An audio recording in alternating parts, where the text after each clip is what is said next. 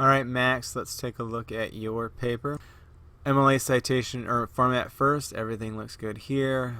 Love the Latin term that you use as a title. Works well. Uncle Sam wants you, phrase used to elicit a feeling of patriotism. I feel like you could maybe one more sentence here. This is a fragment sentence to begin with. And I feel like there's one more sentence you could add in here that would tie this just a little bit better to the piece. So maybe think about doing that. Love this tone sentence. I already told you that I loved it before. This is a really good positive. Sorry, I used positive. This is a really good follow-up sentence as well. Like how you formed the thesis statement. You answered all the things. You know, your main points, but I feel like this is not yet a thesis statement. We're not yet to a message. Yes, war is unsightly, and actually your message is probably going to revolve mostly around this idea, the idea that, you know, we constantly put this positive spin on war, and we have all these war stories and war heroes, and we kind of, you know, even think about our war movies, how we have these heroes, you know, out of it, but how we need to stop that positive reinforcement of something that kills so many. You know, there needs to be something along that lines here at the end. So even though this is a good follow-up sentence, like I bet we could maybe even expand on it right there at the end, and hopefully you have a strong message here in the body paragraphs that'll make sense, because right now I'm not sure what you're going to talk about other than, oh, war's unsightly. Oh, next one, war's unsightly. So hopefully we'll have something strong to talk about. So not a bad first paragraph, just a few things that we can add and whatnot to make it better. All right. So he uses unkind diction. Oh, sorry, unkind to the imagination. That war is far from glorious. Okay, topic sentence. Your examples, though, would have been really good imagery examples, and that's not one of your main points. Diction is more on the connotative concept of words. Yours is, I mean, straight up auditory. You know, that's probably more visual. Froth corrupted, though, could be diction. I think that'd be a really good diction one. But you have all these great auditory imageries in here. And what does that do to a reader as they're going through this piece? I really think that was kind of a missed opportunity for you to talk about the auditory part. As I feared, though, since this is your thesis statement, all of your analysis of the event revolves around, oh, makes you cringe. Oh, it shows that the event was atrocious. I don't think you have really good follow-up to it. You don't have any depth to your response because you don't have any depth up here. So why would anyone prefer to experience such an event? Well, that's kind of a silly question, because I don't think most people would want to experience that event. So it seems kind of like a, you know, hypothetical question that that no one, you know, we all know the answer to it. So I don't think you've quite got to the heart of what this all is doing to it.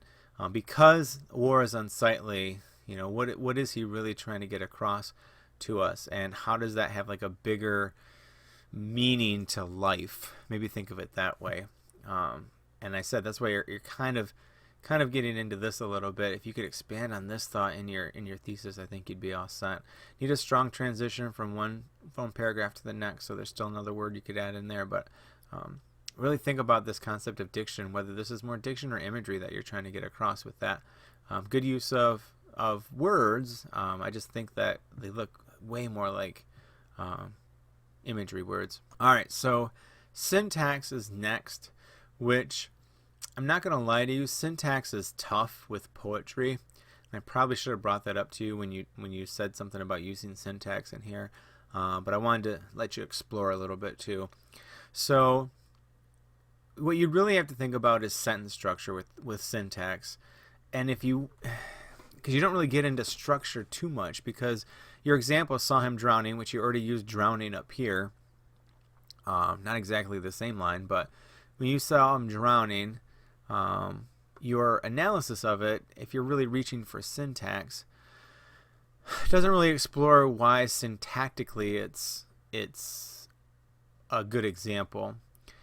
He's drawn the thoughts of this war he was thrown into. I almost feel like that's point of view, which you get to down here. Then you call it a metaphor, which symbolizes how overcome Owens is to the point he feels he's drowning, which, again, the idea of seeing somebody drowning relating to your own drowning feels like point of view to me.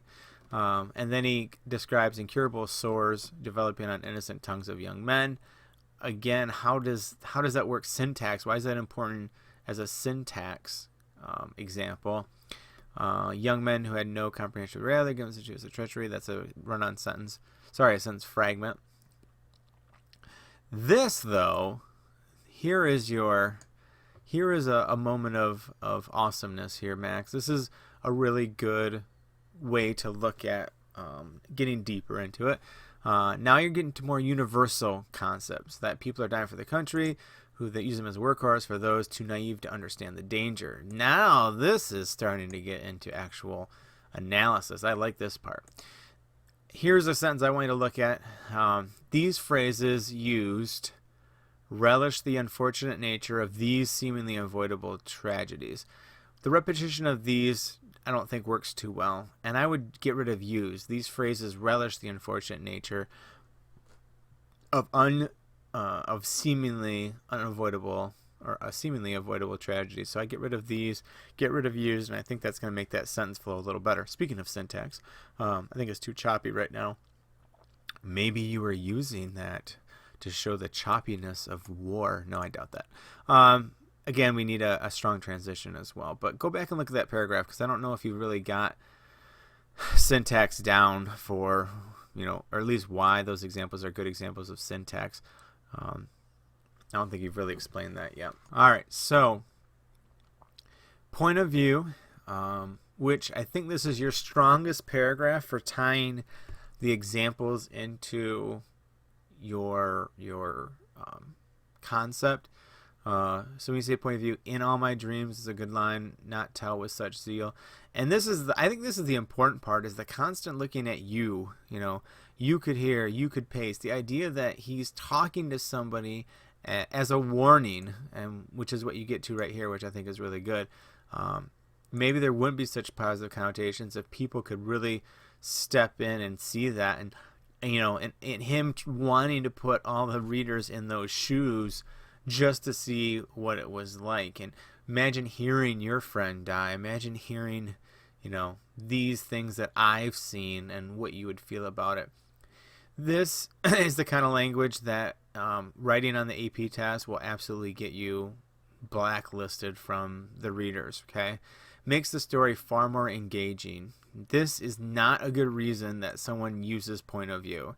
They don't use it to make the story more engaging. They don't use it to really it's one of those things that that you'll get marked down for on the test, because it doesn't do anything for analysis, and it makes you seem like you don't have much to say. And I know you do, Max. That's the problem, but they don't know that.